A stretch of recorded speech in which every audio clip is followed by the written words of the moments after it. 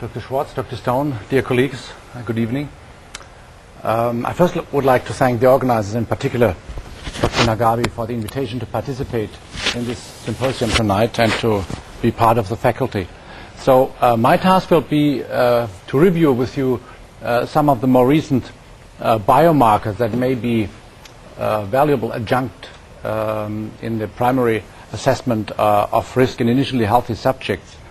And since inflammation plays such an important role in atherosclerosis, I would like to restrict my talk to markers of inflammation.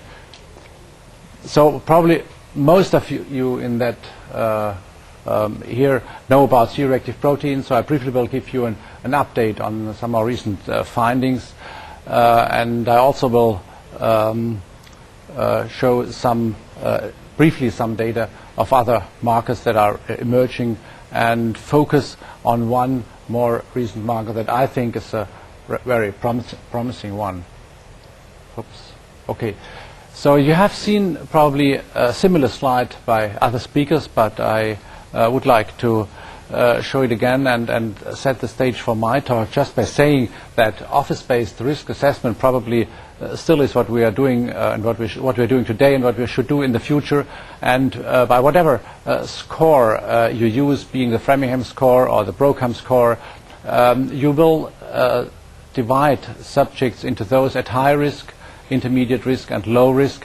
And you see the proportions of the subjects that you study and that fall into these categories: about 25% high risk, about 40%. So really a relatively large part of the population falls into intermediate risk, and about 35% into those at low risk.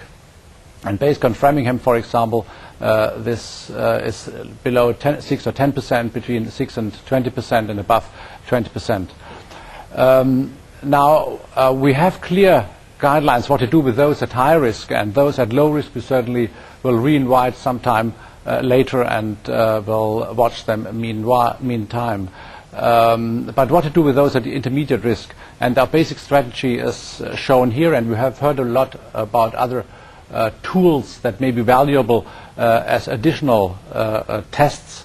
And you see here pre-test probability of a CHD event in 10 years, and here the post-test probability. This would be the line of identity. And if you pick out, for example, someone with a 10-year risk of 15%, that would be here placed in at an intermediate risk.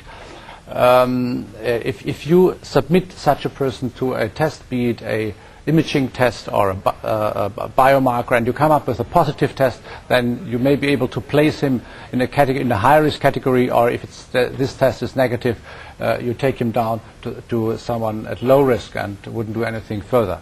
Now, this is a more or less complete list of biomarkers related to inflammation that have been studied prospectively in mainly large epidemiological studies over the years, and you're probably familiar with the vast majority of those. There are some old markers, some newer markers, and you may also realize that this list is somewhat different, or does not incorporate, for example, some of the markers that have been shown by Dr. Serres. And I strongly believe this makes sense, because in the primary care setting we are interested in markers that predict long-term risk, and those markers clearly may be different from the ones you use in patients with chest pain, with manifest disease, and in the acute coronary syndrome. But just to give you one example, I think there is encouraging data that soluble CD40 ligand may play a role in the acute coronary syndrome in further risk stratification, but there is no data so far that supports its use, for example, in initially healthy subjects.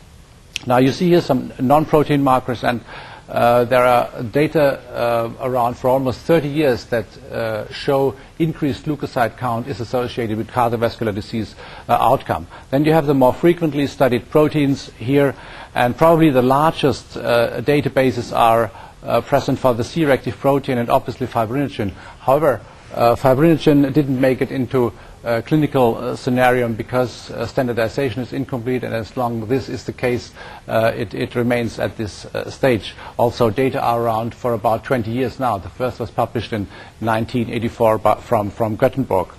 Then, for example, PI1 has also been tested prospectively, but it's maybe more related to the metabolic syndrome and may play a more important role in diabetics. And there is some data on markers of endothelial function, like, for example, von Willebrand factor, and we have already heard about cellular adhesion molecules. There were some very interesting initial data on cellular adhesion molecules, but a more recent meta-analysis has shown that the association between these markers and outcome is not really encouraging.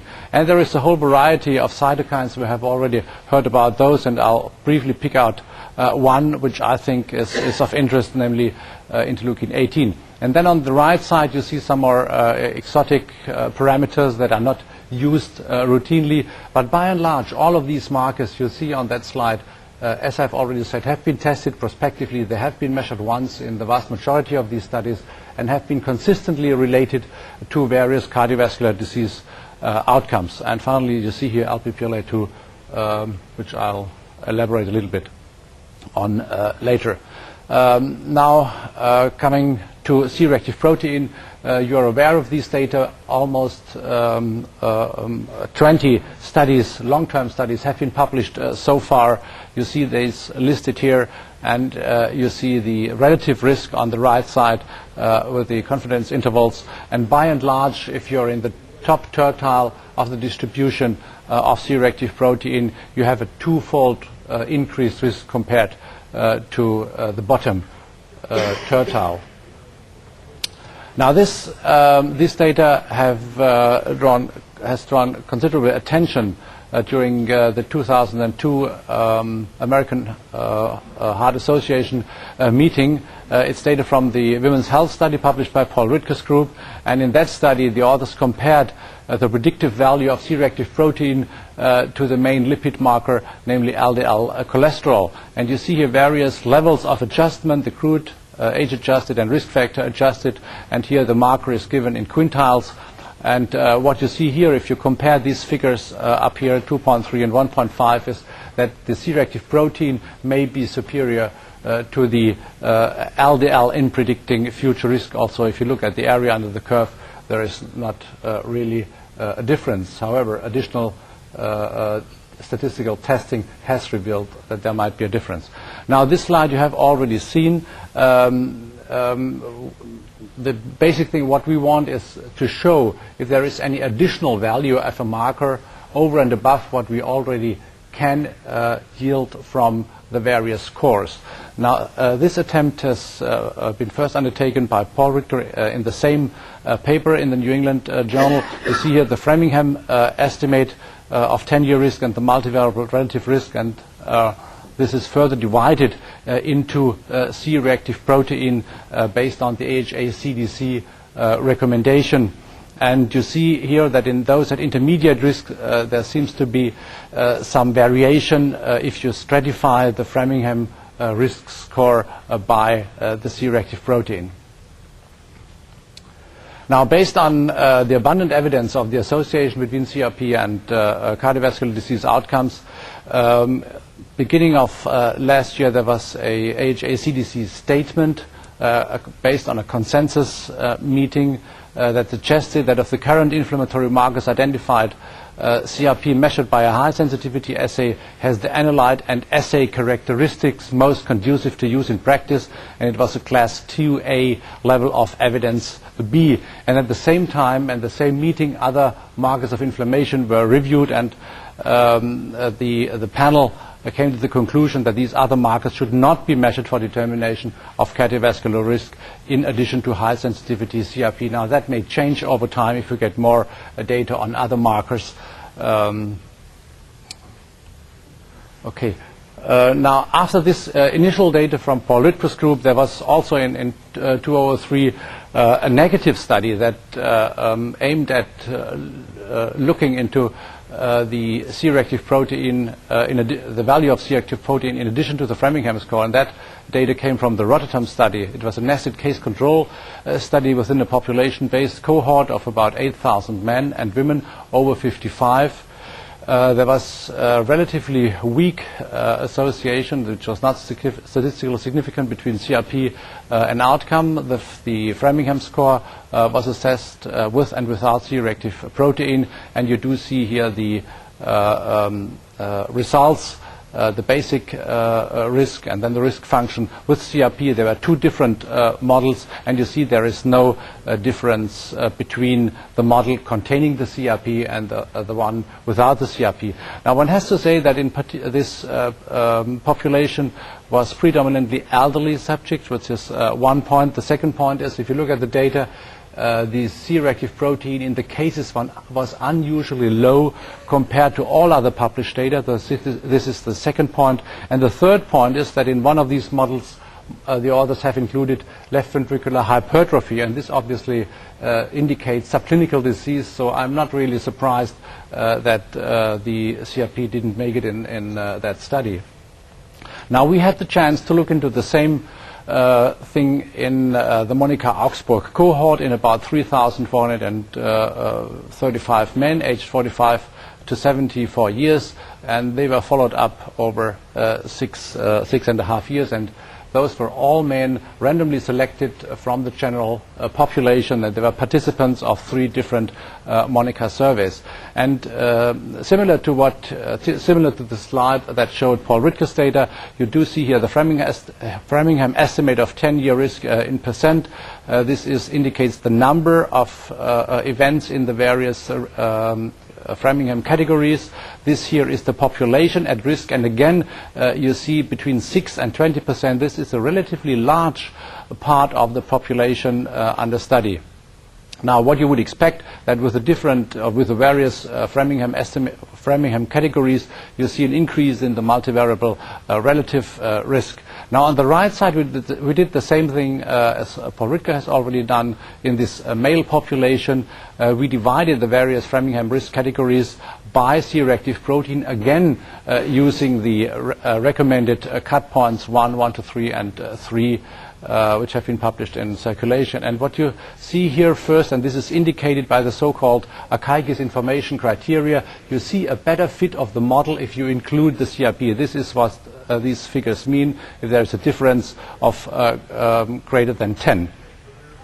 And what you see on the right side here is that there obviously is no additional value of the C-reactive protein in those at very low risk.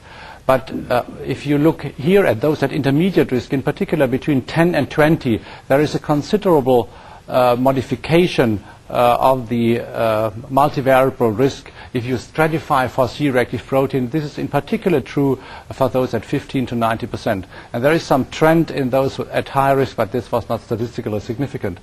Now, to make it a little bit more difficult, we tried to do some additional statistics.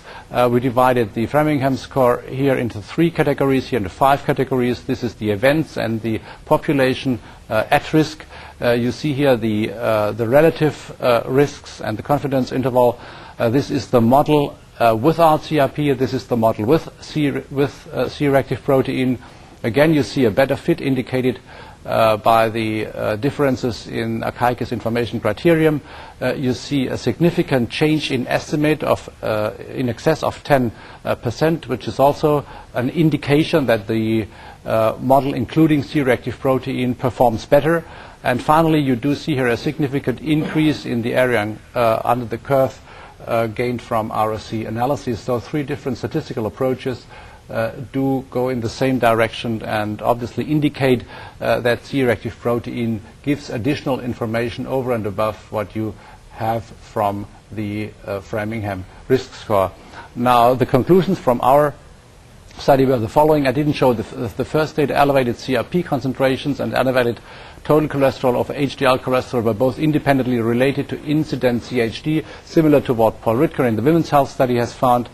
And the addition of CRP to a prediction model of total cholesterol over HDL cholesterol or the Framingham score resulted in a better fit of the model containing CRP and significantly improved prediction of incident CHD. And this was particularly true for those at intermediate risk, namely between 10% and 20% over 10 years. Thus, CRP may modulate coronary risk and may therefore modify the physician's interpretation of the patient's risk. However, and this is applies to many of the data we have seen tonight, these findings have to be replicated in other studies. Now, the second marker I briefly want to touch upon is interleukin 18. Now, there were some initial data in those in subjects with manifest atherosclerosis showing that elevated interleukin 18 levels were associated with total mortality and with recurrent coronary events. But only recently there was some data from the PRIME study, which comprised two populations from France and from Belfast in initially healthy subjects, relatively large population, and the design was again a case control study. Now you see here the relative risk and here the interleukin 18 in tertiles, and you see an increase in risk with increasing tertiles that applies to the combined endpoint, which here included additionally angina, and here it's only coronary death and MI. Now the interesting thing with IL-18 is that we know it plays a crucial role in the inflammatory cascade, and it has been found in the atherosclerotic plaque, and in an experimental setting where the authors have tried to inhibit IL-18, this was associated with a decrease in atherosclerotic lesion size. And data I don't show you tonight is that this IL-18 was largely independent of other markers, the CRP, the fibrinogen, the IL-6, and so on. Now, finally, I'm coming to the phospholipases, and I would like to touch upon the LP-PLA2 lipoprotein-associated phospholipase A2. It's a platelet-activating factor acetyl hydrolase. Dr. Seres has already mentioned that in his talk. It's a 50 kilodalton calcium-insensitive lipase produced predominantly by the characteristic cells in atherosclerosis, namely macrophages, monocytes, T cells, and mast cells. Now, the important thing is that this enzyme generates pro-inflammatory substances, namely lysophosphatidyl-choline or oxidized free fatty acid from oxidized LDL, and these inflammatory products may be important in the atherosclerotic process.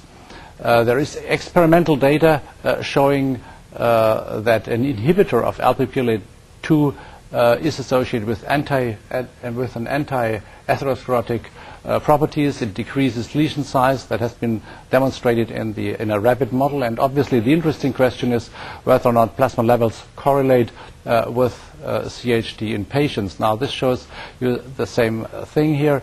The enzyme generates these products, lysophosphatidyl-choline, oxidized free fatty acid, and they're involved in basic processes that are important in atherosclerosis, namely in the adhesion of certain molecules, namely monocytes, and also in migratory processes here. Now, the first clinical epidemiological evidence in favor of an association between LP-PLA2 and coronary heart disease came from the VOSCOPs. You're obviously familiar with that study in primary prevention. Hyperlipidemic men, about 6,500, with no previous MI follow-up of 5 years, and the main result was showed the efficacy of pravastatin in this primary care setting in reducing coronary events. Now, the design of that study was a case control design, a nested case control design, 580 coronary events, 1,100 event-free controls from this population. And as I said, they were followed for about 5 years, and they were randomly selected and matched for age and smoking. Now, the basic result was that LP-PLA2 and other markers of inflammation, namely fibrinogen, white blood cell count, and C-reactive protein in univariate analysis predicted coronary risk. This is the risk associated with a one standard deviation increase of the respective marker. Now, if you adjust these analyses for further inflammatory markers, then first fibrinogen drops out, the others are still significant. If you adjust further for all conventional risk factors, then in this study, only Lp(a)2 stays a significant predictor for future coronary disease. Now, just a couple of weeks ago, results from ERIC were published. In that population, also the Lp(a)2 was assessed using a case cohort design. 608 individuals with incident CHD were identified and compared to 740 controls from a cohort random sample. The Lp(a)2 was measured with the same test as in VOSCOPs, supplied by Dexus, the plug test. And the high sensitivity C-reactive protein, in that case by a Denker-Saken assay. Now the population is characterized in this slide, relatively a large proportion of diabetics among cases, relatively obese population, low total cholesterol. I'd like to remind you, in the VOSCOP study, the mean total cholesterol was about 275 or so relatively low total cholesterol, moderately or mean LDL, normal blood pressure, and you see here a difference in Lp(a)2 as there is also a difference in C-reactive protein. Now, in tertile analysis, giving here in a crude model, there was a significant association between elevated levels of Lp(a)2 and coronary heart disease outcome.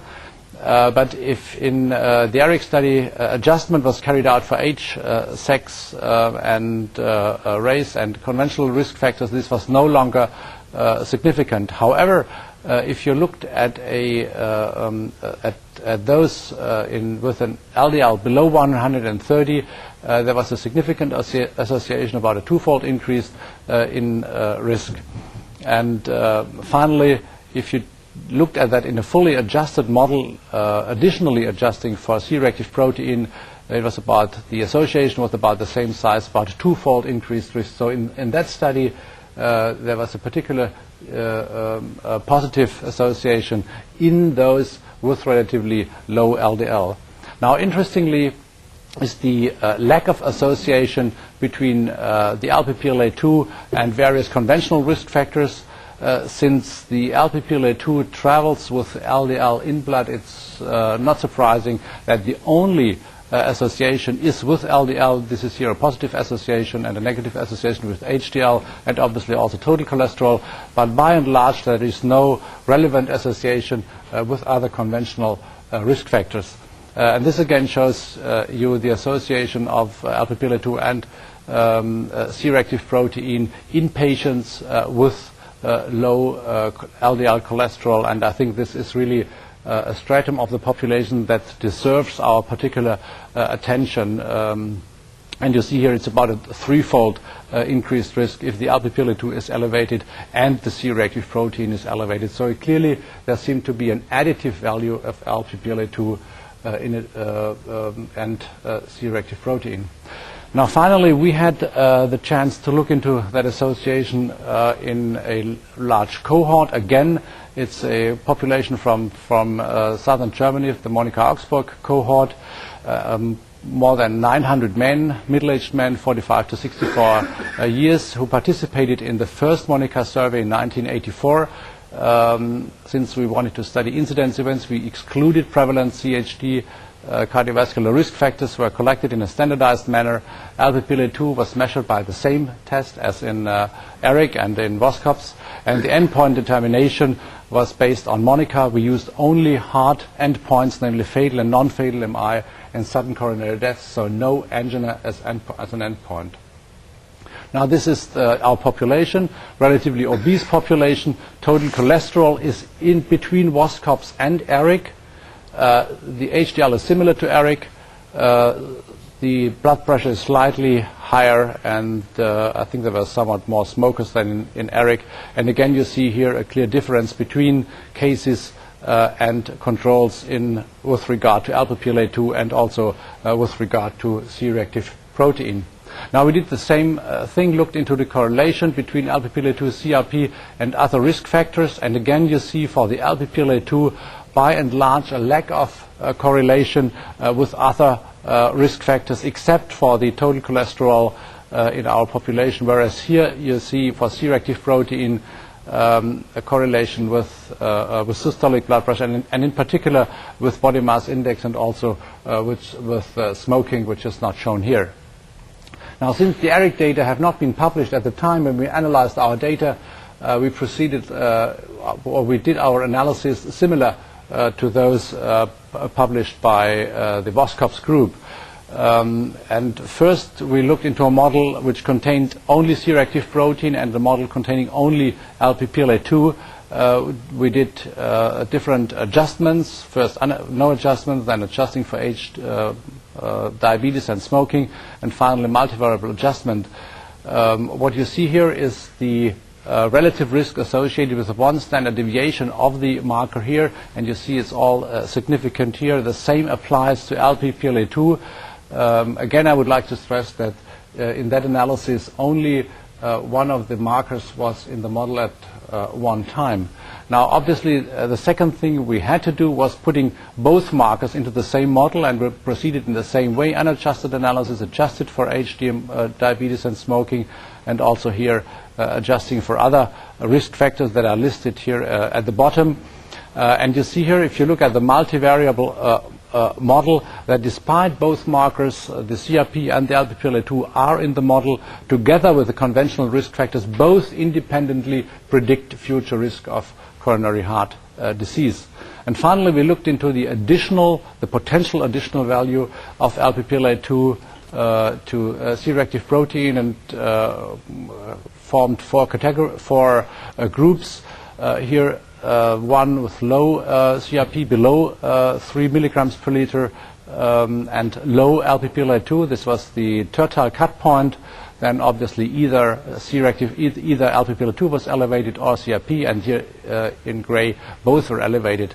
And again, 3 levels of adjustment. And what you see is a consistent finding here that those with high LPPLA2 and high C-reactive protein showed the highest risk, and that was significant in all 3 models. So clearly, in this analysis, again, an additional or an additive value of LPPLA2 could be shown.